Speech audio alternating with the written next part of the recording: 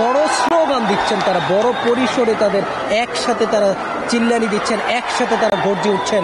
মূলত এই আন্দোলনকে কেউ যেন কোনো ধরনের ভিতরে তৃতীয় পক্ষ ঢুকে যেন কোনো বিশৃঙ্খলা চেষ্টা, আমরা একটি দেখছি পুলিশ আরও একবার বাধা দেওয়ার চেষ্টা করছে কিনা, আমরা সেটি দেখার চেষ্টা করছি যে পুলিশ বাধা দিচ্ছে কিনা।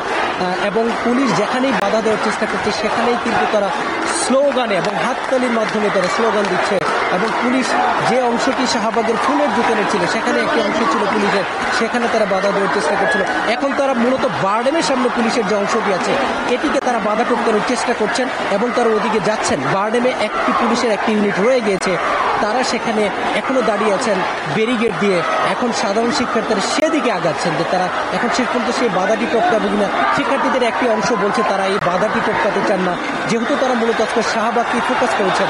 এবং পুলিশ কিন্তু এগিয়ে আছে, স্লোগান দিচ্ছে এবং স্লোগান দিচ্ছে। পুলিশ একটি অ্যাকশনে যাওয়ার আশায় আছে, এই চেষ্টায় আছে কিনা, এবং পুলিশকে ভুয়া ভুয়া বলে তার স্লোগান। পুলিশ কিন্তু শিক্ষার্থীদের উস্কানিতে এখনো তারা কোনো ধরনের অ্যাকশনে যায়নি। পুলিশ কিন্তু ঠান্ডা মাথায় দাঁড়িয়ে আছে, যেহেতু তাদের কর্ডনটি সাধারণ শিক্ষার্থীরা ভেঙে ফেলেছে। তবে শিক্ষার্থীদের একটি অংশ পুলিশের যে আরও একটি যে ইউনিট রয়েছে, আরও একটি যে কর্ডন রয়েছে সেটিকেও তারা ভাঙার চেষ্টা করছেন। সুপ্রিয় দর্শক, সেই যে পুলিশের গর্ডন বা পুলিশের যে বাধা আমরা দেখতে পাচ্ছি, বার্ডেনে একটি বড় একটি অংশ রয়েছে এবং সেখানে শিক্ষার্থীরা বসে পড়ছেন। কেউ পুলিশকে উস্কানি দেওয়ার চেষ্টা করছেন, কিন্তু আন্দোলনকারীরা যারা এরকম কাজ করার চেষ্টা তাদেরকে শান্ত করার চেষ্টা করছে যেন কেউ তাদের উস্কানিতে পা না দেয়। কারণ তাদের যে যেটি পুলিশের সবচেয়ে বড় বাধাটি ছিল সেই বাধাটি কিন্তু তারা ইতিমধ্যে টপকেছেন। এবং আন্দোলনকারীরা কিন্তু একটি পূর্ব ঘোষণা দিয়ে রেখেছিলেন আজকে মূলত তারা শাহবাগেই থাকবেন। এবং পুলিশ চেয়েছিল তাদেরকে শাহবাগের বাইরে যেন যেতে না দেয়, কিন্তু আন্দোলনকারীরা চেয়েছিল তাদের সেই প্রদর্শন করে তারা।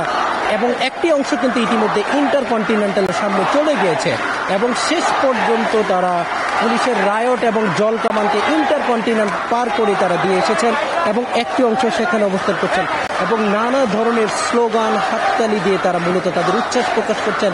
কারণ তাদের প্রথম সফলতা হচ্ছে তারা আজকে সে বাধাটি তারা টপকে গেছেন এবং বাধাটি তারা ভেঙে ফেলেছেন।